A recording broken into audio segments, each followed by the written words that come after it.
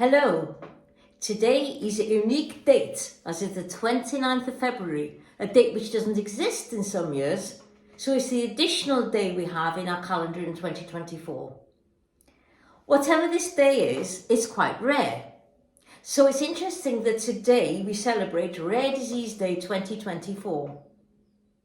I've spoken up about rare disease for several years now, as I suffer myself from the ultra-rare McArdle disease, which is a glycogen storage disorder and is one of those disabilities which is totally invisible. How rare is rare? In our case, McArdle disease is a disorder of muscle metabolism, and there are only about 350 people in the UK and roughly 2,000 people diagnosed worldwide. That really is ultra rare. Many people know me as a professional harpist, and I've always been playing this instrument and for almost 60 years. I've many interests and I always try and make the most of every day. I have a really active life, though it's not quite as straightforward as it seems. But when I turned 70, I decided that this was the year I should take the time to stand up and comment further about the realities of living a life with McArdle disease. More and more people, even close friends and work colleagues, have asked me how does this condition really affect me, alongside having sight in only one eye and wearing 2 hearing aids and a practicing musician still. Well, here I am, I'm still working, I'm still active, and I'm still smiling. McArdle disease is so rare that there's only one dedicated clinic for it in the whole world, and that's here in London. That in itself is quite shocking and disturbing, and it's devastating that most people don't even get diagnosed with McArdle until midlife or even later. We're often misdiagnosed, misunderstood, and we're even too shy or scared to present to any kind of GP lest we're told it's all in your mind. It's not unusual to be seen by about 50 doctors, I did myself, who thought nothing was wrong with me, even though a doctor had told my parents I may not survive after the age of 7. Eventually diagnosed at 38, about to start one of the most prestigious jobs in all the world of music as principal harpist of the BBC Symphony Orchestra, I had the stark choice of committing to a full-on physically active position or live a quiet life. That was no choice for me, and I remained in that position for 28 years, and that was only a part of the work I did and still do as a musician. I've started to write articles which have been published in musical journals and other relevant music platforms this year about how I've coped with life in the world of the arts in general and in the world of the harp and music in more detail. I've also got a presentation entitled A Spiral of Discovery and Adventure, highlighting words and music, the ups and downs of life as a harpist. If you want to find out about me as a harpist, I've got a website, a YouTube channel and a Facebook page. Just Google my name. But today, rather than delving deeper into an explanation of the disease itself or how I cope as a musician, I thought I would, once again, just raise awareness of McArdle disease. There are around 16 variants of glycogen storage disorders. They're classified by a number, and McArdle disease is categorised as type 5. So I'm asking if anyone listening to these ramblings of mine could please spare a few minutes to look into the website of the UK charity to which McArdle disease is affiliated. It's called AGST in brackets UK, the Association of Glycogen Storage Disorders UK.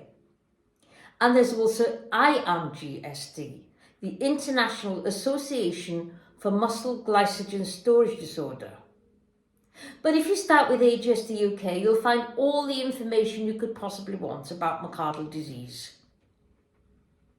This website describes the resources we have available to us, and without this community, I don't know how I would personally have coped.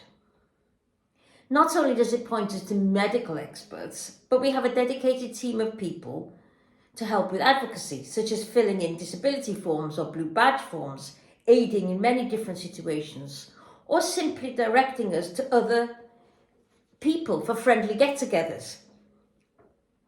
The association publishes a magazine called Glisten twice a year. It holds conferences. In fact, I played my first conference last year. They have workshops, courses and family events. Within our own McArdle group, we have a brilliant coordinator called Andrew Aitlin.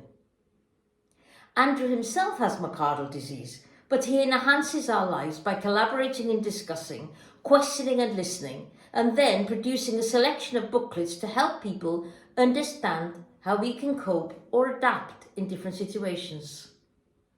These are so welcome. We can remind ourselves of what we should do in a particular situation, or better still, we can pass on the booklets to friends, neighbours, leave them in the workplace or at the GP surgery. In addition, we have a 101 tips booklet, which is just fantastic, and look out for a Welsh version soon. One of the most enjoyable weeks I've had in the last few years has been the McArdle's Experience, a residential course alternating between North, Mid and South Wales, where we learn all about the techniques that make the day-to-day management of McArdle's easier. We walk together at our pace and put the learning into practice, which boosts our confidence and our aerobic capacity.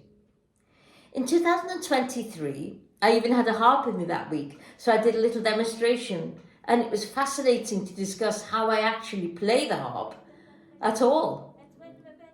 I've made friends for life on these courses and pushed myself far beyond my own expectation.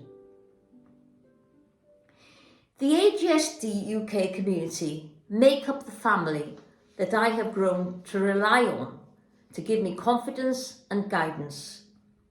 It enabled me to make great friendships with other McArdleites, as we call ourselves, because having a rare disability can be lonely and isolating.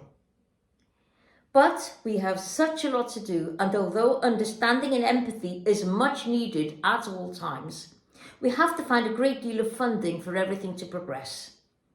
So I'd be delighted if anyone could donate to my personal Just Giving page for McArdle's disease through the AGSD UK. It's simply justgiving.com Sioned Williams. If you could share this video or any of this information amongst your friends or on your own social media pages, I'd be really grateful. I wish everyone with a rare disease all the best in living as well as possible, and especially my great friends worldwide who live with McArdle disease. Let's spread the word and pray for compassion and understanding. Every penny counts, and pennies these days are almost as rare as the disability. Thank you for listening, and if possible, for donating to my Just Giving page in aid of McArdle disease. Thank you. Diolch.